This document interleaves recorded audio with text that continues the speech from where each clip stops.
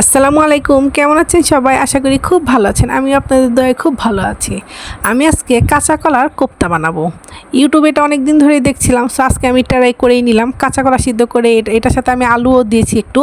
এরপরে হলুদ গুঁড়া, মরিচ গুঁড়া, ধনিয়া গুঁড়া, পরিমাণ মতো লবণ, পেঁয়াজ কুচি, মরিচ কুচি, এরপর একটু সামান্য আদা রসুন বাটা আমি দিয়েছি। দেওয়ার পর সুন্দর করে মেখে এটাকে আমি একটা বড়ার মতো বানিয়ে নিয়েছি। বড়াগুলো দেখতে তো খুবই ভালো লাগছিল। দেখার পর তো আমি খুশি হয়ে গেছি যে না, এটা হয়। আমি প্রথমই কাঁচকলার কোপ্তা বানিয়েছি, বা কাঁচকলার বড়া বলতে পারেন।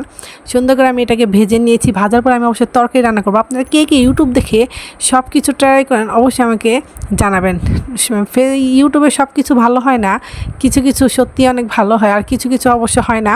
সো আমার মতো কে কে আপনারা ইউটিউব দেখে সব কিছু ট্রাই করেন অবশ্যই আমাকে কমেন্ট করে জানাবেন, এবং আমার রান্নাটা কেমন হয়েছে অবশ্যই আমাকে জানাবেন। Thanks for watch my video. Subscribe please.